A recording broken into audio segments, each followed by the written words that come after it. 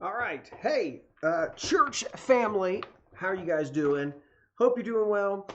We are in week 4 right now of doing our 30-30 challenge, our second month of doing this. And so here we are today, going to be doing Cornerstones week 4. Our question today comes number 25. What does it mean that God is infinite? What does it mean that God is infinite? So we're going to deal with that, but I want you to begin to think about, you've probably thought of this before, and it probably at your own life you have probably thought of yourself as limitless.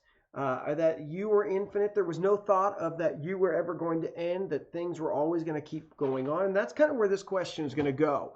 So let's walk through what it says and just kind of talk a little bit. And maybe the things that we'll say today will be maybe some things that'll be helpful as you teach this stuff at home or as you try to think about this for yourself. So when we open up our question for what does it mean that God is infinite, here's what it says. That God is infinite means that he is limitless in all of his attributes. He is limitless in all of his attributes. Now, so here's the idea. God, in who he is, has no limits. You and I are obviously very limited in what we can do. Our bodies limit us, obviously, and really a lot of this stuff builds, right? So when you go to the previous pages, when you start to talk about the omnipotence of God, the God's omnipresence, his omniscience, all of this stuff is stuff that is all. God is all. We are completely not that at all.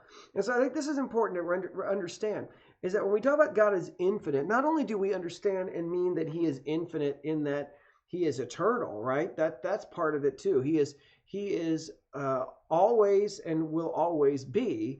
But we also mean that he is, and as the question says, he is limitless in all of his attributes. Meaning that there is no limit to the amount of love that God can have. There is no limit, right, to what God can know or what God can do. Everything about him is limitless. And so you have to think about that. You know, you probably have seen shows before or movies that talk about people who might have infinite power and no limits and what they're able to do. And it's pretty incredible when you see these guys. Either they got superheroes or they've taken something that unlocks their abilities and just what a human can do. Or, you know, if you're watching, for instance, my favorite superhero, right, is Superman. And Superman is completely strong. He's the greatest superhero ever. You know, I've had friends who want to think that Batman or Spider-Man is, look, none of them hold a candle to Superman. But here's the thing. Superman is not infinite. In fact, all it takes for Superman is a little bit of kryptonite to get him done. And all it does is completely weaken. So he's gone from pretty extreme powers to not being able to do anything at all. He's super limited. You think about even superheroes too, right? And let's just go nerdy today, right? That they're unable to be in all places. Obviously, they got to make choices about what they can do and what they can't do. They don't know what's going on. That's the drama of the show. What kind of show would it be like if, in fact, the superhero knew everything and did everything? I mean, there wouldn't be much of a show at all. But when we talk about God, when we talk about the Bible and what it portrays of God, is that God is infinitely powerful. He is infinitely smart. He is infinitely wise. He is infinitely loving. Everything that he is to the max and infinite of what he is. And that should help you understand that God does not run out of love. God does not run out of power. He doesn't run out of steam. He doesn't run out of energy. He is the most infinite, limitless in all of his abilities, in all of his attributes. Notice the verse that they put here, which is from Psalm 147:5. Our Lord is great, vast in power. His understanding is infinite. Our Lord is great, vast in power. His understanding is infinite. I think a great way to just really try to understand all of this is to really just contrast yourself um, with God, you know? And I think if you've got kids and you're trying to teach this, it's very easy. And I think it's really important to do this, especially if they're younger, your kids are. There is this ability of them to look at you as almost infinite, that you are kind of the pinnacle of everything to them.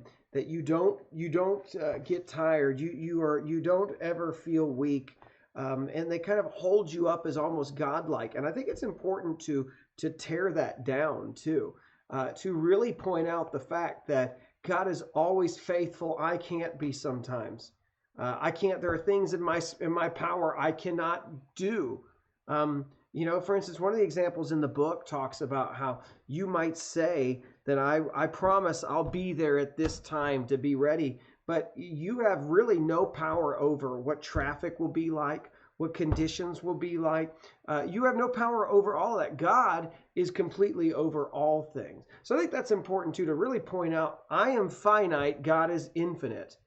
I think another thing they point out, though, is as kids get older, there tends to be kind of this focus on their and their belief almost. If they don't believe it, they at least kind of live it out that they are infinite.